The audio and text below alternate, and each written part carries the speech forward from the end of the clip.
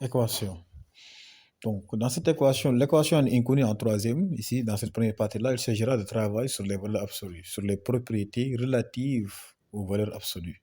Valeur absolue de A égale valeur absolue de B si A égale B ou A égale moins B. Valeur absolue de A égale 0 si A égale 0. Donc, c'est différentes propriétés de la valeur absolue utilisée en quatrième. Si on prend l'équation du type valeur absolue de AX plus B égale C, cette résolution-là va dépendre du signe de C. Donc, c'est relatif au signe de C. Donc, il y a trois possibilités. Si le C est négatif, il n'y aura pas de solution parce que la valeur absolue est représentée comme une distance. Une distance ne peut pas être négative. Si le C est égal à 0, dans ce cas, on aura une équation à résoudre.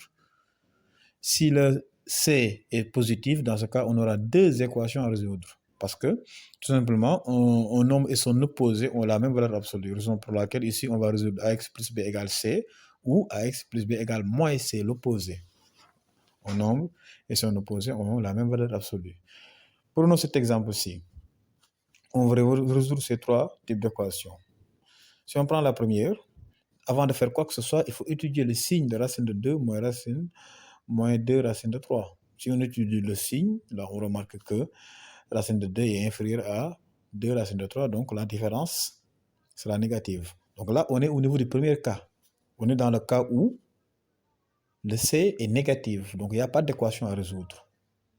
Parce qu'une distance ne peut pas être négative, donc la valeur absolue ne peut pas être égale à quelque chose de négatif. Le second cas, donc là c'est le cas où on va se référer à la propriété, la valeur absolue de A égale 0 si A est égal à 0. Dans ce cas, 5 moins 10x égale 0, ainsi de suite, on résout et on aura S égale 2. Donc transposer, changer le signe, divisé par moins 10, simplifier, ainsi de suite. Dans le dernier cas aussi, là on regarde le C. Le C est égal à 3. C'est positif, donc on aura deux équations à résoudre. Donc soit on n'a pas d'équation à résoudre, soit on a une équation à résoudre, soit on a deux équations à résoudre. Ce sont ces types d'équations-ci. Et là, vous avez ces deux équations, vous les résolvez séparément.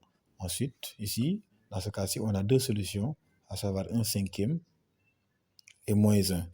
Donc là, quand on transpose, il ne faut pas faire d'erreur de signe. Ensuite, simplifier si nécessaire. On va voir d'autres types d'équations. L'équation du type valeur absolue de AX plus B égale valeur absolue de CX plus D. Bon, bien sûr, avec A différent de 0 et C différent de 0, comme dans l'autre cas. Là, on est dans le troisième cas, le cas où le C est positif. Donc, dans ce cas de figure-là, on avait deux équations à résoudre. Pareil ici. AX plus B égale CX plus D. AX plus B égale moins, ça veut dire l'opposé, tout simplement. Donc, dans cet exemple-ci, là, on a deux équations à résoudre, un nombre et son opposé.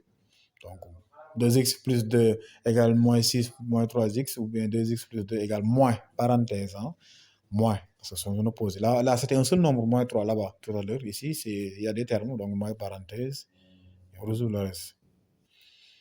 L'équation du type ax au carré plus b égale 0, bien sûr avec a différent de 0. Donc, dans ce type d'équation, là, on factorise si possible l'expression. Donc, ça veut dire qu'il y a des cas où c'est impossible de factoriser. Donc, il faut bien regarder est-ce qu'on peut factoriser l'expression. Donc, on peut factoriser par ces méthodes-ci. Il y en a d'autres. On peut factoriser l'expression, ensuite appliquer quand on aura des facteurs, donc égal à 0. Donc, un produit de facteurs est nul et égal à 0 si l'un des facteurs, au moins, c'est nul. Donc, ici, ce sont ces deux étapes-là qu'il faut essayer de faire pour pouvoir résoudre ce type d'équation. Exemple, 9x au carré moins 4. Là, on factorise. Le nombre dont le carré est égal à 9, c'est 3. Le nombre dont le carré est égal à 4, c'est 2. Donc, 3x de tout au carré moins 2 au carré. Ensuite, on va résoudre ça. Un autre exemple, ici, pareil, moins 3x au carré plus 2 égale 0. Là, on peut le factoriser. On peut utiliser la commutativité de l'addition pour faire 2 moins 3x tout au carré. Donc, le nombre dont le carré est égal à 2, c'est racine de 2. Le nombre dont le carré est égal à 3, c'est racine de 3. Là, on factorise racine de 2 de tout au carré moins racine de 3x de tout au carré. Ensuite, on factorise a moins b, facteur d'a plus b. Ensuite, on applique un produit de facteurs est nul si l'un au moins des facteurs est nul. Ensuite, ici, il ne faut pas aussi oublier de rendre rationnel, parce que c'est le coefficient de x, c'est racine de 3. Quand vous utilisez par racine de 3, il faut rendre rationnel. Simplifier les moins si nécessaire. Ainsi de suite. Bon, il y a des cas aussi où il sera impossible de factoriser, hein, comme 9x au carré plus 4 égale 0. Donc, dans R, il n'est pas possible de factoriser cette expression-là.